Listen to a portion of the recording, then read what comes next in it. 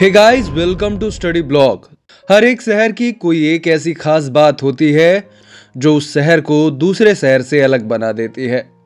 कोई ऐसी खास चीज जो उस शहर की पहचान बन जाए। ऐसा ही एक खास शहर है हमारे देश में, जो कि जाना जाता है चंदन के लिए।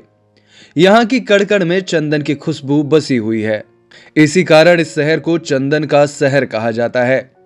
आखिर कौन सा है यह शहर और इसे यह नाम क्यों मिला? कर्नाटक राज्य का मैसूर शहर वैसे तो कई चीजों के लिए फेमस है।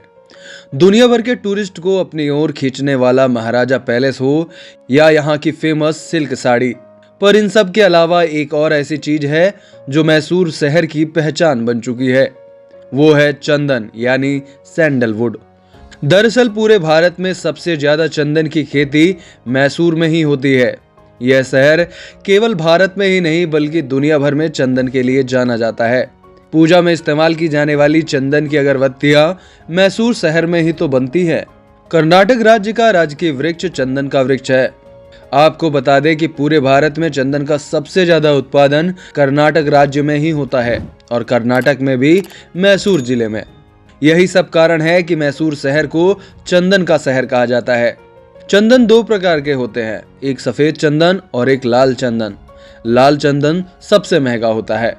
बात करें हम सफेद चंदन की तो उत्तर भारत में यह आसानी से मिल जाते हैं, लेकिन लाल चंदन की खेती केवल दक्षिण भारत में होती है।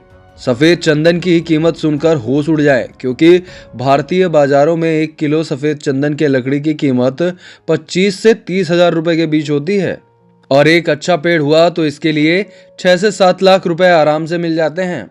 तो यह काफी अच्छा इन्वेस्टमेंट हो सकता है। कहीं आप भी चंदन की खेती करने के बारे में तो नहीं सोच रहे हैं?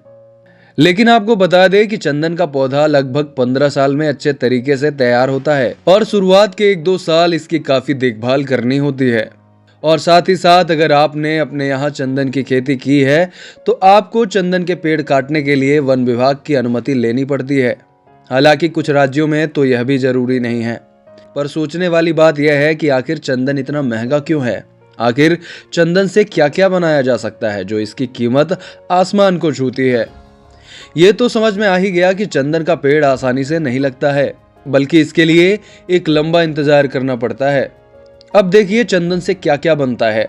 आमतौर पर बड़ी बड़ी कंपनियां जो कॉस्मेटिक्स की चीजें और परफ्यूम जैसे आइटम बनाती हैं, उनमें चंदन की काफी डिमांड होती है। इसके अलावा मूर्ति कला और पूजा से जुड़े हुए सामानों में भी चंदन का उपयोग होता है और चंदन की अगरबत्तियां भी काफी इस्तेमाल की जाती हैं। इसके अलावा चंदन का उपयोग कई जड़ी बूटियां बनाने में भी किया जाता है। और रही बात चंदन के लकड़ी की फर्नीचर बनवाने की, तो ये अडानी और अंबानी के बस की बात हो सकती है, आम लोगों के बस में तो बिल्कुल भी नहीं। आपने देखा होगा कि कई लोग माथे, गले और पूरे शरीर में भी चंदन का लेप लगाते हैं, लेकिन वैज्ञानिक तर्क यह है कि चंदन को शरीर में लगाने पर ठंडक मिलती है।